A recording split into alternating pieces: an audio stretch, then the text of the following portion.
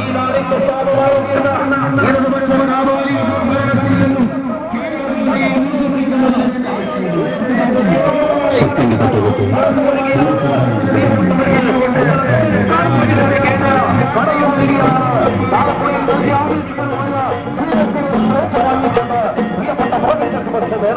കടന്നു വരുമ്പോൾ കേരളത്തിലെ കോടിക്കണക്കിന് വരുന്ന ജനങ്ങളുടെ പ്രതീക്ഷകളും സത്യങ്ങളും എല്ലാം ഇടിച്ചുകൊണ്ട്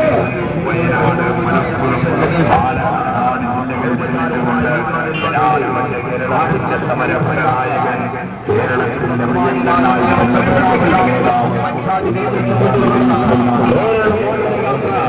ഇതായി തൊടുത്തു പിന്നാലെ ഇതുവരെ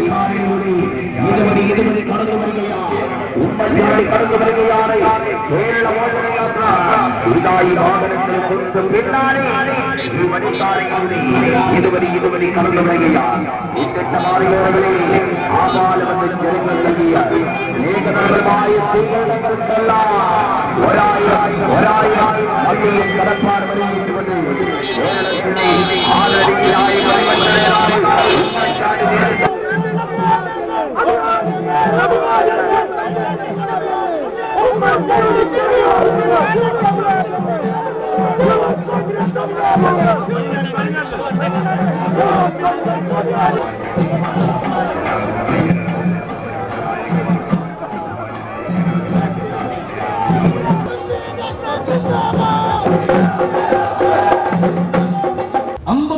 പോലീസ് സ്റ്റേഷനുകൾ ആക്രമിച്ചു.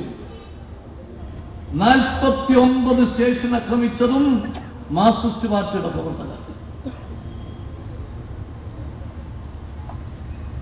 ഹൈക്കോടതി ഇത്രയും രൂക്ഷമായി വിമർശിച്ചിട്ടുള്ള ഒരു കാലഘട്ടം ഉണ്ടായിട്ടില്ല പോലീസിന്. എത്ര രൂക്ഷമായ ആ പരാമർശനം, ആ പരാമർശനത്തിനകത്തെ വിമർശനം ഉൾക്കൊണ്ടുകൊണ്ട് മാറ്റങ്ങൾ വരുത്താനല്ല ശ്രമിച്ചത്. അങ്ങനെ ശ്രമിച്ചിരുന്നെങ്കിൽ കേരളത്തിലെ ജനങ്ങളത് അഭിനന്ദിക്കുമായിരുന്നു.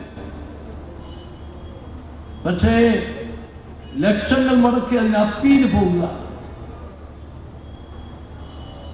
ആ വിമർശനത്തിലെ കാതൽ ഉൾക്കൊണ്ടുകൊണ്ട് മാറ്റങ്ങൾ വരുത്താൻ ശ്രമിക്കുകയായിരുന്നു വേണ്ടത്. അതിന് തയ്യാറാകുന്നില്ല.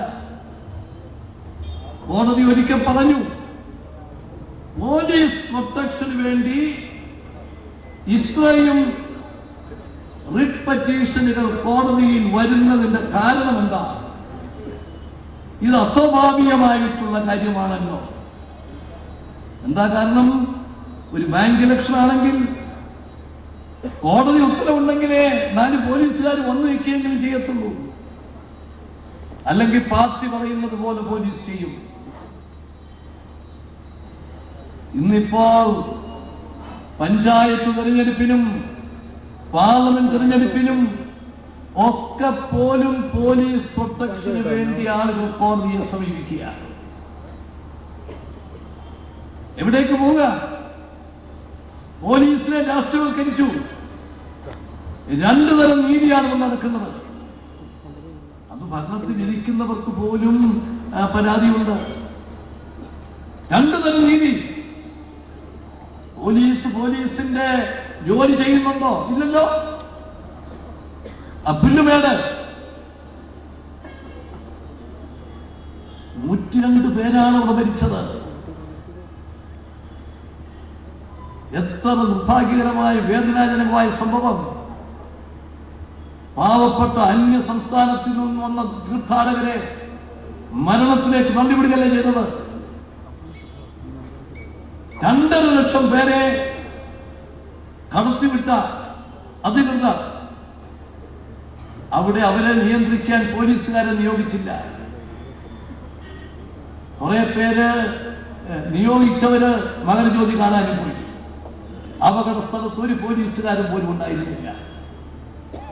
രക്ഷാപ്രവർത്തനം ആരംഭിച്ചത് മണിക്കൂറുകൾ കഴിഞ്ഞ്.